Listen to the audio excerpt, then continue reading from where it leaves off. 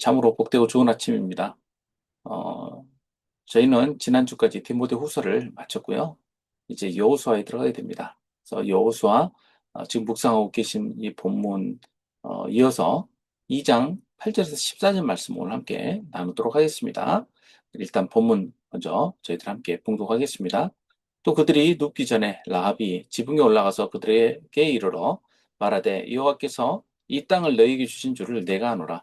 우리가 너희를 심히 두려워하고 이 땅 주민들이 다 너희 앞에서 간담이 녹나니 이는 너희가 애굽에서 나올 때에 여호와께서 너희 앞에서 홍해 물을 마르게 하신 일과 너희가 요단 저편에 있는 아모리 사람의 두 왕 시온과 옥에게 행한 일 곧 그들을 전멸시킨 일을 우리가 들었음이니라.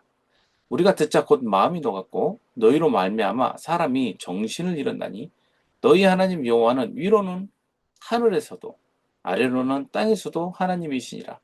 그러므로 이제 청하노니 내가 너희를 선대하였은즉 너희도 내 아버지의 집을 선대하도록 여호와로 내게 맹세하고 내게 증표를 내라. 그리고 나의 부모와 나의 남녀 형제와 그들에게 속한 모든 사람을 살려주어 우리 목숨을 죽음에서 건져내라. 그 사람들이 그에게 이르되 내가 우리의 이 일을 누설하지 아니하면 우리의 목숨으로 너희를 대신할 것이요 여호와께서 우리에게 이 땅을 주실 때에는 인자하고 진실하게 너를 대우하리라. 아멘. 어, 이 여호수아 2장에서는 여리고 사건이 가장 큰 배경으로 나오고 있죠.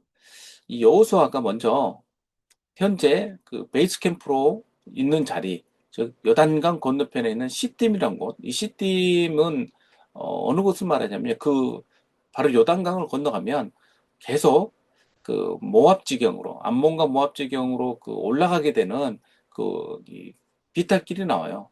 거기에 아래쪽에 넓게 그 요단강 둔덕으로 해서 이 넓은 지역이 나타나는데 거기에 씨띠 나무들이 굉장히 많이 있습니다. 즉 성경에는 아카시아 나무라고 번역되어 있는 그 광야에 자라는 나무들이요. 이 나무들이 많은 지역을 말을 하죠. 이 시딤이라고 지명이 붙어 있습니다. 이 건너편에서 사람들을 정탐꾼으로 두 명을 어, 뽑습니다. 그래서 보내요. 여기서 말하는 정탐꾼은 뭡니까? 스파이죠. 스파이를 뽑아가지고 보내게 됩니다.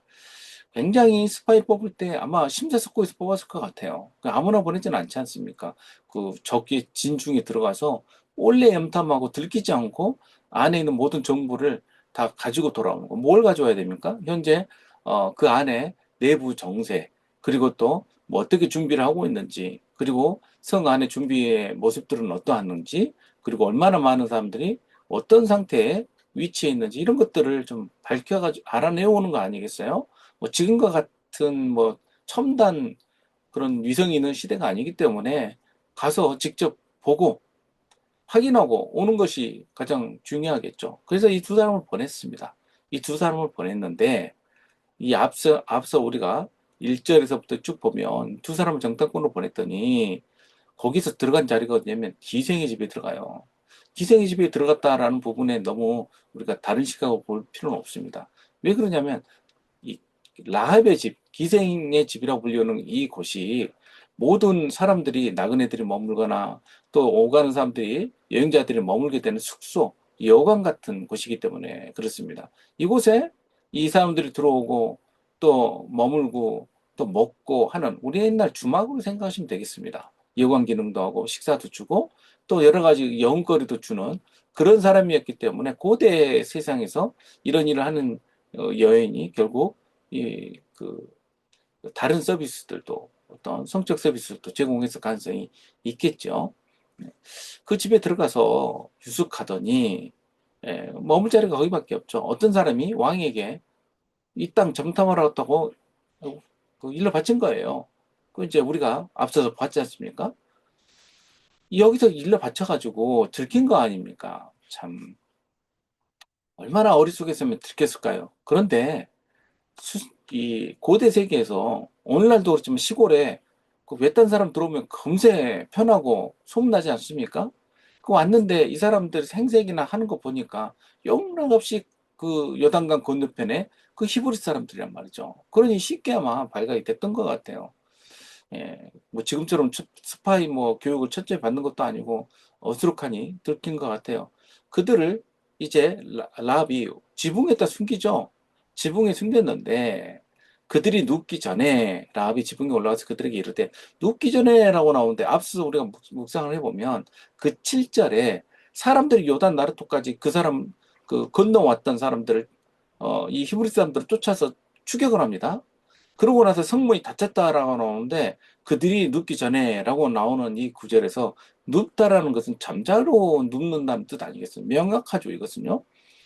이런 지금 뭐 긴박한 상황에서 그들이 자려고 누웠다라는 게 좀 어색하지 않습니까? 이렇게까지 성경 읽는 분들은 거의 드물 거예요. 그런데 문구를 하나하나 이렇게 보다 보면 좀 그런 부분이 발견돼요. 그래서 학자들은 이게 추격하기 직전에 라합이 올라가서 이 두 정탐꾼들에게 미리 단단히 그 서로 대화하는 내용들을 담고 있다라고 주장하는 학자들이 있습니다. 예, 뭐 어떻게 이해를 하든지 간에 이 사람들은 지금 어떤 상황이냐? 지금 목숨이 긴박하게 지금 그 위험한 상황 가운데 있는 상황이에요.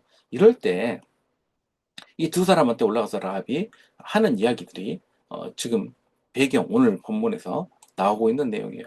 근데 여기를 보면 정탐꾼들은 대답하는 내용들이 별로 그닥 크게 나오질 않습니다. 그러니까 여기에 주인공은 누구냐면 그냥 라합이죠. 라합이 주인공이고 이 두 사람은 어리숙하게 그 배경에 자리 잡은 채로 수동적인 상태에서 있고 라합은 굉장히 적극적입니다. 야, 하나님 앞에서의 신앙 고백도 오히려 두 사람들에게서는 그런 게 전혀 나오지 않고 그냥 그림자처럼만 보이지만 이 라합은 굉장히 적극적이에요. 그래서 이 라합이 오히려 이 사람들에게 상기시키고 있습니다. 어떤 하나님이신지 상기시켜요. 그들이 눕기 전에 일어난 일입니다. 지붕에 올라갔을 때 3대로 딱 덮어주죠. 이 3대는 그 배를 만들 때 그 만드는 그 쓰는 그 식물들 그걸 말하죠. 네. 이 사람들에게 뭐라고 말합니까? 여호와께서 이 땅을 너에게 주신 줄을 내가 아노니 우리가 너희를 심히 두려워하고 이 땅 주민들이 다 너희 앞에서 간담이 녹는다라고 이야기해요. 안다라는 말이 굉장히 여기서 주목할 수 있는 단어로 나오는데 이 야다라는 단어는 그냥 단지 어떤 그 정보를 들어서 아는 정도가 아니라 그것이 체화되어 있는 상태예요. 경험적으로. 그리고 자신이 그 느끼는 모든 것들이 이 야다라는 곳에 담겨 있습니다. 그러니까 이 야다는 무엇과 연관이냐면 하나님의 어떤 분이신지를 안다는 거예요. 그 하나님이 약속으로 가나안 땅을 히브리 사람들, 이스라엘 사람들에게 주었다는 것도 알고요. 또 그 뒤에 보면 무슨 내용이 나옵니까? 이집트에서 나올 때 홍해를 가르신 사건, 그 사건이 이미 다 알려져 있고 요단 건너편에 있었던 아모리 사람들을 다 내쫓고 또 이들에게 했던 일들을 다 들어서 알고 있다는 거예요. 그래서 이 내용이 결국 무엇에 대한 고백이냐면 어떤 하나님인지 우리가 알기 때문에 그것 때문에 너희들 소식을 듣고 너희들의 그 두려워하는 그 너희들로부터 나오는 이 두려움이 우리들에게 임했다는 거예요. 여기서 이제 히브리 원어를 보면 두려움이 툭 떨어지는 거예요. 예, 나팔해서 떨어지는 겁니다. 떨어져가지고 자신들의 간담을 녹였다 했는데 여기서 간담이라는 것은 한국 그 해석상 붙어 있는 말이고 녹는다라는 말이 이 주된 이 단어의 뜻입니다. 무엇이 녹냐 하면은 그들이 힘이 싹 다 빠져가지고 그 어떻게 완전히 어떻게 할 줄을 모르고 있는 상태예요. 그것이 녹는다는 뜻입니다. 사기가 다 꺾였고 그들이 그냥 아주 혼절된 상태로 서 있는 모습, 그런 모습이 바로 이 간담이 녹았다라는 말의 뜻으로 나오고 있습니다. 그러면서 자기가 알고 있는 것을 왜 그렇다면, 왜 그러냐면, 하고 하면서 반복적으로 계속 말을 하고 있어요. 내가 아는데, 너희가 이집트에서 나올 때 하나님께서 홍해 물을 마르게 하셨고, 아모리 사람 두 왕, 시온과 옥을 옥에게 행한 일, 즉 전멸시킨 일을 우리가 들었다고 했는데 이 전멸이란 단어는 히브리어로 헤렘인데 헤렘은 뭐냐면 이것은 제사 언어예요. 하나님 앞에 남김없이 하나님의 것을 드린다는 거예요. 이 헤렘은요. 그러니까 하나님께 뭐 어떤 것도 그 누락시키는 게 있어서는 안 돼요. 그런 상태로 다 전멸시키는 것이 바로 이 이야기를 언급하는 것 자체가 여리고가 앞으로 여리고에 일어날 일들을 결국 이렇게 보여주고 있는 것이죠. 들려주고 있는 것이죠. 미리. 그래서 이 소식을 우리가 알게 되었을 때 마음이 이미 녹았다는 거. 여기서 녹았다는 것은 앞에서 나오는 그 녹았다는 단어, 그 무그라는 단어와 좀 다른 단어예요. 여기서는 바이마스라는 단어인데 그 바사스라는 이 단어가 뭐냐면 그 기절하다는 뜻입니다. 기절해요. 왜예요?